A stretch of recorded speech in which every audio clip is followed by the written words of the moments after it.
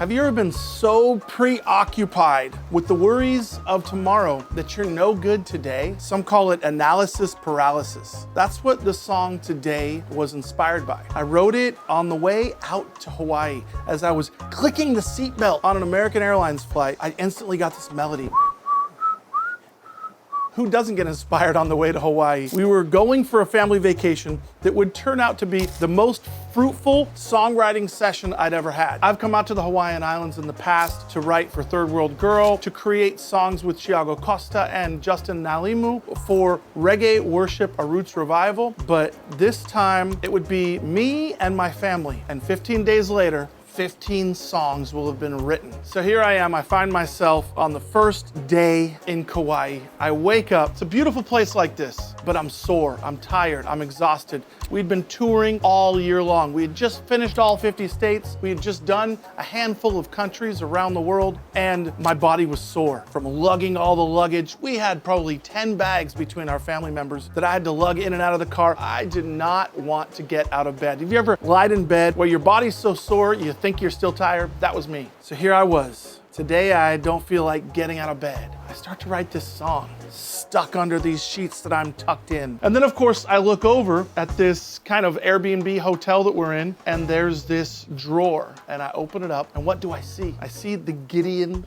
Bible. I've given out thousands of Gideon Bibles over the years to famous reggae artists in Jamaica, to people all around the world. I passed them out on my college campus, but this time this Bible, especially the words in red, would lift me. They would elevate me. They would give me the motivation to get up and get out of bed. As I'm speaking right now, I just heard some birds chirping, and it makes me think about the lilies of the field, about the birds, about how they're not concerned, they're not worried, they're not stressed. God takes care of them. He gives them the manna daily that they need. He provides for them day by day. Yet sometimes we're so paralyzed with our worries and what's gonna happen tomorrow that we can't even get out of bed. That's what this song is about. And that's what my life verse is about. Matthew 6:33, but seek first the kingdom of God and his righteousness, and all these things shall be added to you. We worry about the things. We focus on what we have and what we will have and trying to get them. We are possessed by our possessions.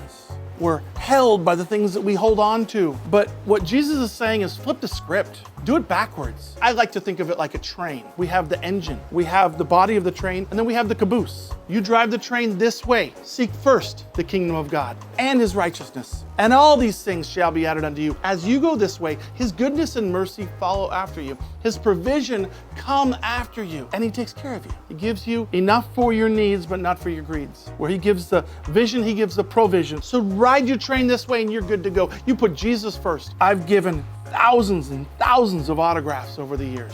It's not about me. So I write Jesus first, or I write Matthew 6:33. And then I scribble my initial. You won't even be able to recognize. Some people are like, whose name is this? All that matters is Jesus first. All that matters is Matthew 6:33. The problem is the world does it backwards. They don't drive the train this way, putting Jesus, his kingdom, and his righteousness first. They drive it this way. And when you do that, you put Jesus last. He's your last thought. So what I try and do is apply one of my dad's famous phrases. First things first. Before I get out of bed, I go to my Bible. Before I turn my phone off of airplane, I read my scriptures. I highlight a passage, and then I share it with others, with people in my Bible study group, my band, and other musicianary bands that I partner with. And then, and only then, can my day start, because first things first. The Gideons have it right. It's right there in the drawer next to you if you're in a hotel and you travel as much as me. And it should be right here in your heart, because when it is,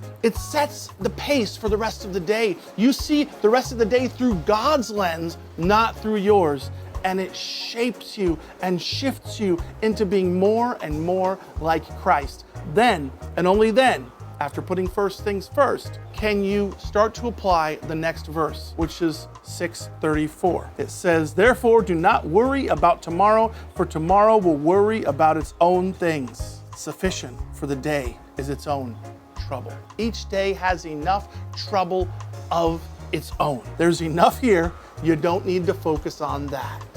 Another paraphrase says, give your entire attention to what God is doing right now and don't get worked up about what may or may not happen tomorrow. God will help you deal with whatever hard things come up when the time comes. Powerful passage, powerful concept. You see, as I look at nature around me, the bird that just flew over there, that bird is not worried. As you think about all the animals in all creation, none of them are preoccupied with worry. We are the only mammals that worry and stress about the future. What does that really do for us? Especially if it paralyzes us.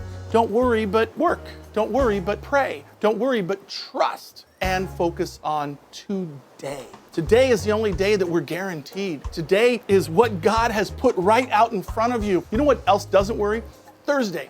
Thursday did not worry about Wednesday. Look at a calendar. It's not stressed. Monday is not stressed about Sunday. Don't worry about tomorrow. Be wise. Put Jesus first. Let him shape you. He will take care of you just like how he's taking care of all the flowers in this beautiful garden, how he's taking care of all the birds of the air. He loves you so much more.